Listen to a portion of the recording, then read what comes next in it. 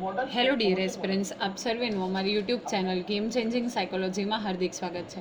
આજના વિડીયોમાં આપણે પ્રોબેશન ઓફિસર, ચીફ ઓફિસર તેમજ અન્ય કેટલીક સરકારી પરીક્ષાઓ માટે સમાજ કાર્ય એટલે કે સોશિયલ વર્ક સબ્જેક્ટ અગત્યનો છે. અને સાથે સાથે જે વિદ્યાર્થીઓ બેચલર ઇન સોશિયલ વર્ક અને માસ્ટર ઇન સોશિયલ વર્ક સાથે સંકળાયેલા છે તો એમને માટે પણ આ વિડીયોઝ અગત્યના છે.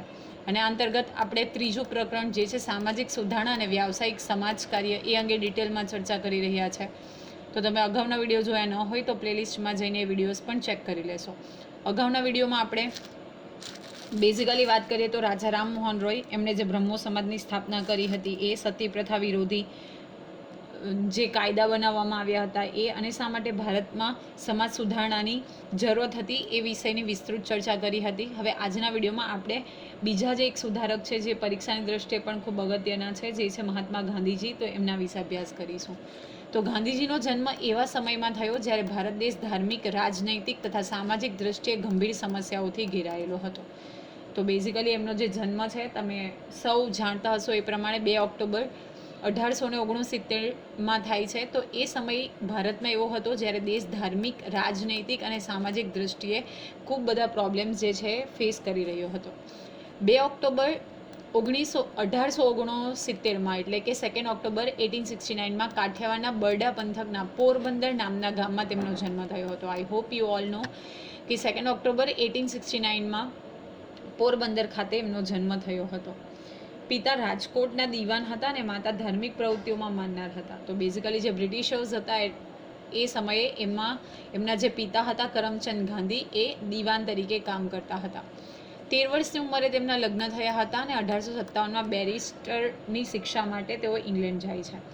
તો હાયર એજ્યુકેશન મેળવવા માટે, બેરિસ્ટર બનવા માટે પોતે ઇન ધ યર ઓફ 1857 ઇંગ્લેન્ડમાં શિફ્ટ થાય છે, એટલે કે ઇંગ્લેન્ડ જાય છે. ઇંગ્લેન્ડમાં તેમણે રસ્કિનના વિચારોનું અધ્યયન કર્યું. રસ્કિન બોન્ડ જે છે એમના પુસ્તકો અને સાથે સાથે એમના જે વર્ક છે એનો મહાત્મા ગાંધીજીના જીવન ઉપર અનેરો પ્રભાવ હતો, ખૂબ મહત્વનો પ્રભાવ પડ્યો હતો. ભારતમાં આવી તેમણે વકીલાત શરૂ કરી. જ્યારે બેરિસ્ટરના એજ્યુકેશન માટે ઇંગ્લેન્ડ જાય છે તો અભ્યાસક્રમ પૂરો કરીને આવે છે પછી ભારતમાં એઓ પોતે વકીલાત એટલે કે એડવોકેટ તરીકે કામ ચાલુ કરે છે. 1913માં મુકદ્દમો સંબંધમાં દક્ષિણ આફ્રિકા ગયા અને ત્યાં જ ગાંધીજીના સાર્વજનિક જીવનનો ઉદય થયો. તમને કદાચ ખબર હશે તો ગિરમિટિયા કેસ માટે બેઝિકલી એ પોતે સાઉથ આફ્રિકા જાય છે અને ત્યાં એ બ્લેક અને વ્હાઇટ પીપલ વચ્ચે જે ડિસ્ક્રિમિનેશન થતું હોય છે એટલે કે જે ભેદભાવ થતો હોય છે એ જુએ છે અને એને કારણે જ ત્યાંથી એમને મોટિવેશન મળે છે અને ત્યાં પોતે એમની અગેન્સ્ટમાં જઈને સત્યાગ્રહ કરે છે.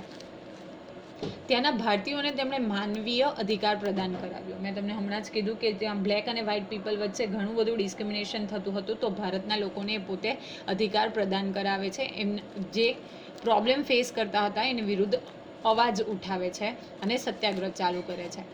ભારતની આઝાદી માટે તેમણે ઘણા પ્રયત્નો કર્યા અને સાથે સાથે માનવ જીવનની વિટંબણાઓ અને સામાજિક દૂષણોને પણ દૂર કરવાના પ્રયત્ન કર્યા. અને આઈ હોપ તમને ખબર હશે કે ભારતની હિસ્ટ્રીમાં જ્યારે આપણે ઇન્ડિપેન્ડન્સ એરાની વાત કરીએ તો મહાત્મા ગાંધીજીનું પ્રદાન કયું છે અને કેટલી હદે પ્રદાન છે. ઓકે, તો સાથે સાથે ભારતની આઝાદી માટે તો પ્રયત્ન કરે જ છે, પરંતુ જે માનવ જીવનની વિટંબણાઓ હતી, પ્રોબ્લેમ્સ હતા અને સામાજિક દૂષણો હતા એટલે કે સોશિયલ વાઇસીસ હતા એને પણ રિમૂવ કરવાનો પ્રયત્ન કરે છે. ગાંધીજી એવા સમાજની સ્થાપના કે નિર્માણ કરવા ઈચ્છતા હતા જેમાં સર્વત્ર પ્રેમ વ્યાપેલો હોય અને વ્યક્તિના બહુમતી વિકાસ માટે જરૂરી પરિસ્થિતિ ઉપસ્થિત હોય. અને બેઝિકલી પોતે એવા સમાજનું નિર્માણ કરવા ઈચ્છતા હતા કે જ્યાં દરેકે દરેક કમ્યુનિટી છે એ પ્રેમ ભાવથી, ભાઈચારાથી રહેતી હોય અને વ્યક્તિના બહુમતી વિકાસ માટે, વ્યક્તિનો સર્વાંગી વિકાસ થઈ શકે એ માટે એમને યોગ્ય પરિસ્થિતિની ઉપસ્થિતિ મળી રહે, યોગ્ય સોર્સિસ જે છે અવેલેબલ બની જાય એવા એક રાજ્યની સ્થાપના એ પોતે કરવા માગતા હતા. તેમણે કેટલાક રચનાત્મક કાર્યક્રમો આપ્યા જે નીચે મુજબ છે. તો કેટલાક કન્સ્ટ્રક્ટિવ પ્રોગ્રામ્સ પણ એમણે આપેલા હતા. એના વિશે આપણે ડિસ્કશન કરીએ તો ગાંધીજીના રચનાત્મક કાર્યક્રમોમાં સાંપ્રદાયિક એકતા, સંપ્રદાય એટલે કે દરેકે દરેક સંપ્રદાય ધર્મના જે લોકો હતા એમની વચ્ચે એકતા, યુનિટી જળવાઈ રહે, દારૂબંધી, નવી તાલીમ. હવે આપણે જો આ નવી તાલીમની વાત કરીએ તો એ બુનિયાદી શિક્ષણનો પાયો છે. આજે પણ ઘણી બધી સ્કૂલ્સ એવી છે જે મહાત્મા ગાંધીજીના જે બુનિયાદી શિક્ષણની પદ્ધતિ છે એનાથી ચાલે છે. ગ્રામ સ્વચ્છતા, એ પોતે એવું કહેતા હતા કે ગામની સ્વચ્છતા કરવા પહેલાં આપણું પોતાનું આંગણું ક્લીન હોવું જોઈએ. રાષ્ટ્રભાષાનો પ્રચાર, જે હિન્દી રાષ્ટ્રભાષા હતી એનો પ્રચાર કરવો. આર્થિક સમાનતા, દરેક વ્યક્તિ જે છે એ ફાઇનાન્શિયલી ઇક્વલ હોવી જોઈએ. સર્વધર્મ સંભાવ, ખેડૂતો, મજૂરો અને યુવાનોના સંગઠનની સ્થાપના, એટલે કે પોતાનું એક કમ્યુનલ મંડળ હોવું જોઈએ, સંગઠન હોવું જોઈએ, ખેડૂતો, મજૂરો અને યુવાનો, જેથી કરીને એમનું શોષણ ન થાય. આત્માનો વિકાસ, જે આપણું ઇનર સોલ છે તો એને જાણી અને એનો વિકાસ કરવો. અસ્પૃશ્યતા નિવારણ, આપણે ઘણી બધી વખત વાતો કરી છે કે જ્યારે જે અનટચેબિલિટી પ્રિવેલન્ટ હતી સોસાયટીમાં, કે જે હરિજન હતા એમને પાછળ સાવણ લટકાવીને જવાનું, કોઈ પણ એરિયાઝની અંદર એમને પ્રવેશ ન મળતો હતો અને ઘણા બધા પ્રોબ્લેમ્સ ફેસ કરતા હતા. તો એના માટે અનટચેબિલિટીને દૂર કરવા માટે, અસ્પૃશ્યતા નિવારણ માટે એમણે કાર્યક્રમો કર્યા હતા. ગ્રામ ઉદ્યોગ, ગ્રામના જે ઉદ્યોગ છે એને મહત્ત્વ આપવું. પ્રૌઢ શિક્ષણ, ઓકે, જે એજેડ પીપલ છે, એટલે કે જેમણે એજ્યુકેશન નથી લીધું તો એવા લોકો માટે પ્રૌઢ શિક્ષણ. કચડાયેલા માટે અલગ સુધારો, જે સમાજથી કચડાયેલો વર્ગ હતો તેમના માટે અલગ સુધારો. પ્રાથમિક શિક્ષણ, પ્રાઇમરી એજ્યુકેશન અને શારીરિક શ્રમ. ઓકે, સૌકા નામનો વિષય આવે છે, સમાજ ઉપયોગી ઉત્પાદક કાર્ય. તો શારીરિક શ્રમ, આ બધી વસ્તુઓ ઉપર ગાંધીજી ફોકસ કરતા હતા. સાથે સાથે અમને ખબર હશે તો રેડિયો ચલાવવાનું અને સાથે સાથે ખાદી ઉદ્યોગને પણ એમણે પ્રોત્સાહન આપ્યું હતું. ગાંધીજીએ ઉપરોક્ત દર્શાવેલ રચનાત્મક કાર્યક્રમો દ્વારા સમાજમાં એક ક્રાંતિકારી પરિવર્તન લાવવાના પ્રયત્ન કર્યા. ગાંધીજીએ હંમેશા સમાજના વિકાસ માટે લડત આપી હતી અને તેઓ માનતા કે ભારતમાં સામાજિક દૂષણો, કુપ્રથાઓ, કુરિવાજોને દૂર કરવામાં આવશે ત્યારે જ સાચી રીતે ભારત સ્વતંત્ર થશે. તો આ બેઝિકલી સમાજના જે વિકાસ માટે પોતે લડત આપે છે. જે કોઈ પ્રકારના સામાજિક દૂષણો હતા, કુપ્રથા હતી અને કુરિવાજો હતા, એને દૂર કરવામાં પણ એમણે અગત્યનો ભાગ ભજવ્યો છે. અને પોતે એવું માનતા હતા કે જ્યાં સુધી આ જે કુપ્રથાઓ છે, કુરિવાજો છે, દૂષણો એટલે કે વાઇસીસ છે, એને દૂર કરવામાં ન આવે તો ત્યાં સુધી સાચી રીતે ભારત સ્વતંત્ર નહીં કહેવાય. હવે આપણે જોઈએ મહાદેવ ગોવિંદ રાનડે વિશે. તો ન્યાયમૂર્તિ મહાદેવ ગોવિંદ રાનડેએ સમાજ સુધારક તરીકે અગત્યની ભૂમિકા ભજવી છે. એમના મત અનુસાર રાજકીય અને સામાજિક સુધારણા સાથે સાથે થવી જોઈએ. પોતે એવું માને છે કે પોલિટિકલ એટલે કે સોશિયલ સુધારણા તો થવી જ જોઈએ, પણ સાથે સાથે પોલિટિકલ રિફોર્મ્સ થવા જોઈએ, પરંતુ સાથે સાથે સોશિયલ રિફોર્મ્સ પણ એટલા જ અગત્યના છે. અને રાષ્ટ્રીય વિકાસમાં રાજકીય અને સામાજિક બંને પાસા સંકળાયેલા છે. પોતે એવું માનતા હતા કે જો આપણે કોઈ કન્ટ્રી, રાષ્ટ્રનો વિકાસ કરવો હોય તો રાજકીય અને સામાજિક બંને પાસાઓને જો આપણે વિકસિત કરીએ તો જ દેશનો વિકાસ થઈ શકે. તેમના મત અનુસાર again statement is very important, જ્યાં સુધી સમાજ રચના બુદ્ધિ, ન્યાય, વિવેક અને સમાનતા ઉપર રચના નહીં હોય ત્યાં સુધી રાજકીય હકો ભોગવવા સમર્થ બની શકાય નહીં. તો આ સ્ટેટમેન્ટ યાદ રાખવાનું છે. પોતે એવું કહેતા હતા કે જ્યાં સુધી સમાજની રચના સાથે સાથે બુદ્ધિ એટલે કે ઇન્ટેલિજન્સ, ન્યાય, વિવેક અને સમાનતા ઉપર રચના નહીં હોય, જ્યાં સુધી આપણે એની રચના ન કરી શકીએ, સમાજમાં આ જે વસ્તુઓ છે, ક્વોલિટીઝ છે, ગુણો છે, એ એસ્ટાબ્લિશ ન કરી શકીએ ત્યાં સુધી આપણે જે કોઈ પણ આપણી પાસે પોલિટિકલ રાઇટ્સ છે, રાજકીય હકો છે, એ ભોગવવા માટે આપણે સમર્થ ન બની શકીએ, એવું એ પોતે માનતા હતા. હવે આપણે એમની પ્રવૃત્તિ વિશે જોઈએ તો સ્ત્રી જીવનમાં સુધાર. તો ન્યાયમૂર્તિ રાનડેએ સ્ત્રી સ્વતંત્ર અને સ્ત્રી જીવનની મુશ્કેલીઓ દૂર કરવાનો પ્રયાસ કર્યો. તો બેઝિકલી જે સ્ત્રી સ્વતંત્ર એટલે કે વુમન ઇન્ડિપેન્ડન્સ અને સાથે સાથે સ્ત્રી જીવનની જે મુશ્કેલી હતી એ દૂર કરવાનો પ્રયત્ન તેઓ કરે છે. તેમણે ધર્મશાસ્ત્રમાંથી સ્ત્રીના હકો અંગેના વિધાનો તારવી પુસ્તક લખ્યું. પોતે શું કરે છે? ધર્મશાસ્ત્રનો અભ્યાસ કરે છે અને સ્ત્રીના જે હકો છે એ અંગેના વિધાનો અલગ તારવે છે અને એક પુસ્તક લખે છે. એમણે કહ્યું કે જે સ્ત્રી પતિ ભક્તિના કારણે વિધવા જીવન જીવતી હોય તે તેમ કરી શકે છે, પણ જે સ્ત્રી વિધવા જીવન ઈચ્છતી ન હોય તે સ્ત્રીને ફરી લગ્ન માટે પ્રોત્સાહિત કરવી જોઈએ. આપણે અગાઉ પણ જોયું હતું કે જે વિડો રીમેરેજ છે એને રાજા રામમોહન રોય જે છે એને અપ્રુવલ કરાવે છે, સતી પ્રથાને બંધ કરાવે છે. તો એ પોતે એવું માનતા હતા કે જે સ્ત્રી પતિ ભક્તિના કારણે વિધવા જીવન જીવવા માટે ઈચ્છતી હોય તો એ એમ કરી શકે છે, ઓર એલ્સ જો કોઈકને ફરીથી નવા લગ્ન કરવા હોય, રીમેરેજ કરવા હોય તો તે માટે પણ એમને પ્રોત્સાહન મળવું જોઈએ. આ ઉપરાંત એમણે દહેજ પ્રથા, ખર્ચાળ લગ્નો, ખર્ચાળ મૃત સંસ્કાર, બહુપતિ પ્રથા, પત્ની પ્રથા, જ્ઞાતિભેદ, અસ્પૃશ્યતા, મદ્યપાન વગેરે પ્રથાઓનો વિરોધ કરી તે દૂર કરવા લોકમનના ઘડતરનો પ્રયત્ન કર્યો.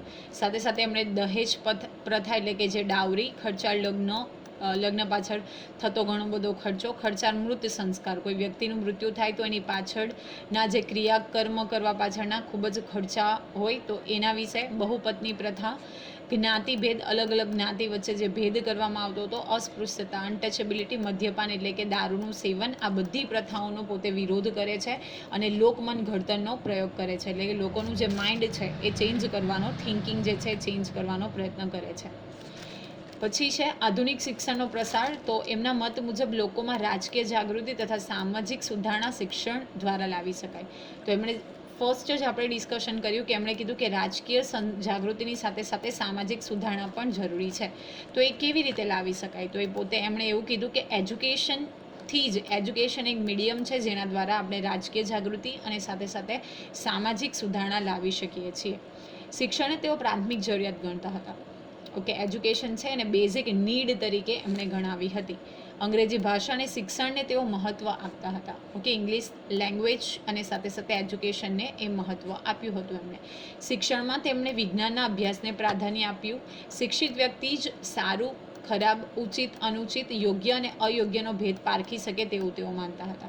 સાથે સાથે એ વિજ્ઞાન એટલે કે સાયન્સના અભ્યાસને પણ ઇમ્પોર્ટન્સ આપે છે અને પોતે એવું માનતા હતા કે જે વ્યક્તિ શિક્ષિત છે એટલે કે એજ્યુકેટેડ પર્સન છે એ અને એ જ વ્યક્તિ સારા અને ખરાબ વચ્ચેનો ભેદભાવ, ઉચિત અને અનુચિત એટલે કે કયું એપ્રોપ્રિએટ છે, કયું એપ્રોપ્રિએટ નથી, યોગ્ય અને અયોગ્ય, તો એના વચ્ચેનો ભેદ પારખી શકે છે. પરંતુ જે વ્યક્તિ અશિક્ષિત છે એ આ ભેદ પારખી શકશે નહીં એવું એ માનતા હતા ને એટલા માટે જ તેમણે શિક્ષણ ઉપર ફોકસ કર્યો હતો. નેક્સ્ટ છે સ્વામી વિવેકાનંદ. તો તમે સૌ એમનાથી પરિચિત જ હશો સ્વામી વિવેકાનંદ વિશે. સ્વામી વિવેકાનંદનો જન્મ 1863માં કલકત્તામાં થયો હતો. ઓકે, એમનો જન્મ જે છે ઇન ધ યર ઓફ 1863 કોલકાતામાં થયો હતો. એમનું મૂળ નામ નરેન્દ્રનાથ હતું. ઘણી બધી વખત પ્રશ્ન પૂછાયેલો છે એક્ઝામમાં. નરેન્દ્રનાથ જે છે એમનું મૂળ નામ હતું. સ્વામી વિવેકાનંદ કહેતા કે માનવ સેવા અને રાષ્ટ્ર સેવા એ જ પ્રભુ સેવા. આ પણ પૂછાયું છે ઘણી વખત કે માનવ સેવા એ જ પ્રભુ સેવા અને રાષ્ટ્ર સેવા એ જ પ્રભુ સેવા છે. તેઓ આ બંને સેવાને જ સાચો ધર્મ કહેતા. તેમણે માનવ ધર્મ ફેલાવવા દેશ વિદેશની યાત્રા કરી. તેમણે શિક્ષિત યુવાનોને દેશની અજ્ઞાનતા અને ગરીબી દૂર કરવાના પ્રયત્નો કર્યા. ઓકે, અને જે રાષ્ટ્ર સેવા અને માનવ સેવાને તેઓ પોતે ખરો ધર્મ ગણતા હતા અને આ માનવ ધર્મ ફેલાવવા માટે દેશ વિદેશની યાત્રાઓ પણ કરે છે અને સાથે સાથે શિક્ષિત યુવાનોને એમની અજ્ઞાનતા અને ગરીબી દૂર કરવાના પણ એ પ્રયત્ન કરતા હતા. તમને કદાચ ખબર હશે તો રિલિજિયસ કોન્ફરન્સ જે શિકાગો ખાતે યોજાઈ હતી, તો એમણે પણ ભાઈઓ અને બહેનોનું સંબોધન કરીને ત્યાં જે પણ લોકો હતા એ બધાને મંત્રમુગ્ધ કરી દીધા હતા. સ્વામી વિવેકાનંદ હેઠળ ચાલતું રામકૃષ્ણ મિશન દ્વારા, અગેન આ પણ અગત્યનું છે કે રામકૃષ્ણ મિશન જે સંસ્થા છે કોના દ્વારા સ્થાપિત કરવામાં આવી હતી, તો સ્વામી વિવેકાનંદ દ્વારા દવાખાના તથા અનાથ આશ્રમો શરૂ કરાયા. તો આ રામકૃષ્ણ મિશન દ્વારા ભારતમાં શાળાઓ એટલે કે સ્કૂલ્સ, દવાખાના, હોસ્પિટલ્સ અને અનાથ આશ્રમ એટલે કે ઓર્ફનેજ જે છે એ ચાલુ કરાય છે. સ્વામી વિવેકાનંદે સ્ત્રીની પરાધીનતા દૂર કરવા માટે તેમજ તેમનો ઊંચો દરજ્જો લઈ જવા માટે તેમણે પશ્ચિમી દ્રષ્ટિ અપનાવવા ઉપર ભાર મૂક્યો હતો. ઓકે, બીજા ઉપર ડિપેન્ડેડ રહેવાનું, સાથે સાથે ઊંચો દરજ્જો મળે એ માટે એ શું કરે છે કે પશ્ચિમી દ્રષ્ટિ એટલે કે જે વેસ્ટર્ન કલ્ચર હતું એ અપનાવવા ઉપર પોતે ભાર મૂકે છે. સ્ત્રી શિક્ષણ, શિક્ષક દ્વારા તેમનું ઘડતર, તેમની આત્મનિર્ભરતા, તેમની બુદ્ધિ વિસ્તૃત બને તે માટેના પ્રયાસો કર્યા. તો સાથે સાથે સ્ત્રીઓને શિક્ષણ આપવું, એમનું ઘડતર કરવું, એમને આત્મનિર્ભર એટલે કે સેલ્ફ રિલિયન્ટ બનાવવી અને સાથે સાથે એમની બુદ્ધિ વિસ્તૃત બને એમના માટે પણ એમને પ્રયાસો કર્યા હતા. આ ઉપરાંત તેમણે રક્તપિત્તના દર્દીઓની સારવાર તથા બાળ લગ્નનો વિરોધ કર્યો. જે લેપ્રોસીથી પીડિત દર્દીઓ હતા, બેઝિકલી એક સ્પ્રેડેબલ ડિસીઝ છે એટલે કે ચેપી રોગ છે જેમાં શરીરમાંથી જે હાથ અને પગના આંગળાઓ હોય એ પરું થવાને કારણે ઓટોમેટિકલી ખરી જાય છે અને પોતે બાળ લગ્ન એટલે કે ચાઇલ્ડ મેરેજનો પણ વિરોધ કરે છે. નેક્સ્ટ છે ઈશ્વરચંદ્ર વિદ્યાસાગર. તો ઈશ્વરચંદ્ર વિદ્યાસાગર દ્વારા બાળ વિધવા અને યુવાન વિધવાઓને બચાવવાની કામગીરી થઈ. તો બાળ વિધવા અને સાથે સાથે યુવાન વિધવાઓને બચાવવાની કામગીરી જે છે એ ઈશ્વરચંદ્ર વિદ્યાસાગર દ્વારા કરવામાં આવી. આ માટે તેમણે 1854માં વિધવા પુનઃ લગ્નને લગતું પુસ્તક લખ્યું હતું. આ પણ યાદ રાખવાનું છે. ઇન ધ યર ઓફ 1854 એ પોતે વિધવા પુનઃ લગ્નને લગતું એક પુસ્તક લખે છે. ત્યારબાદ તેઓએ 1855માં દલીલો રજૂ કરતી પત્રિકાઓ પ્રસિદ્ધ કરી અને વિધવા પુનઃ લગ્નોને શાસ્ત્રમાન્ય છે એવું સાબિત કર્યું અને આ દ્વારા વિધવા પુનઃ લગ્ન માટેનો કાયદો ઘડવા માટે માન્યતા મળી. ઓકે 1855ના વર્ષમાં એ પોતે એવી દલીલો એટલે કે એક્સક્યુઝ કરતી પત્રિકાઓ લખે છે, જેમાં તેઓ કહે છે કે વિધવા પુનઃ લગ્ન શાસ્ત્રમાં પણ માન્ય છે અને એના દ્વારા એ પોતે વિધવા પુનઃ લગ્ન માટેનો કાયદો જે છે એ પસાર પણ કરાવે છે. તેમજ આવા લગ્નથી થતા બાળકોને કાયદેસરનો દરજ્જો મળવા લાગ્યો. સો વિથ હિઝ એફર્ટ્સ જે કોઈ આવા બાળ વિધવા હતા અને સાથે સાથે જે યુવાન વિધવાઓ હતી તેમને શું મળવા માંડ્યું, તો એક પ્રકારનો કાયદેસરનો દરજ્જો એટલે કે ડિગ્નિટી મળે છે. રૂઢિચુસ્ત લોકોએ તેમનો વિરોધ કર્યો, પરંતુ ધીરે ધીરે અનુકૂળ લોકમત ઘડાવા લાગ્યો અને વિધવા પુનઃ લગ્ન મંડળો રચવા માંડ્યા. જે એકદમ ઓર્થોડોક્સ ફેમિલી હતું એ ઈશ્વરચંદ્ર વિદ્યાસાગરનો વિરોધ કરે છે, પરંતુ ધીરે ધીરે લોકમત ઘડાય છે, લોકો સમજે છે અને પછી પુનઃ લગ્ન મંડળો જે છે એ રચાવા લાગે છે. આ ઉપરાંત તેમણે વિવિધ કાર્યો કર્યા, જેની વિશે આપણે ચર્ચા કરીએ તો આરોગ્ય અંગેના કાર્યક્રમો, ખેતી અને પશુપાલન. ઓકે, આરોગ્યને લગતા, બિકોઝ એ સમયે આરોગ્યની સુવિધાઓ ખૂબ ખરાબ હતી. ઓકે, કથળતી પોઝિશન હતી, તો આરોગ્ય અંગેના પોતે કાર્યક્રમ કરે છે. ખેતી અને પશુપાલન અંગેના કાર્યક્રમો કરે છે. સામાજિક કલમ તેમજ બાળક્રિયા અંતર્ગત કાર્યક્રમો કરે છે. આગા ખાન હેલ્થ સેન્ટર ખાંડુ ઇન્દિરા દ્વારા મંજૂર કરાયેલ શૌચાલય, બાથરૂમ વગેરે અંગેની તકલીફ જાણી અને તેને હલ કરી. ઓકે, આગા ખાન હેલ્થ સેન્ટર ખાંડુ ઇન્દિરા દ્વારા મંજૂર થયેલ જે શૌચાલય, વોશરૂમ્સ હતા, બાથરૂમ હતા, એ અંગે એ પોતે તકલીફ જાણે છે અને એને સોલ્વ કરવાનો પ્રયત્ન કરે છે. તો આશા રાખું છું કે આજના વિડીયોમાં આપણે જે મહાત્મા ગાંધી, ધેન મહાદેવ ગોવિંદ રાનડે, સ્વામી વિવેકાનંદ અને ઈશ્વરચંદ્ર વિદ્યાસાગર વિશે ડિસ્કશન કર્યું એમાં તમને સમજ પડી હશે. અને વિડીયો પસંદ પડે તો વિડીયોને લાઇક કરી અને શેર કરવાનું ભૂલશો નહીં. અને આવા જ વધુ વિડીયોની અપડેટ્સ મેળવવા માટે even you can subscribe our YouTube channel game changing psychology. Thank you for watching the video. Have a nice day.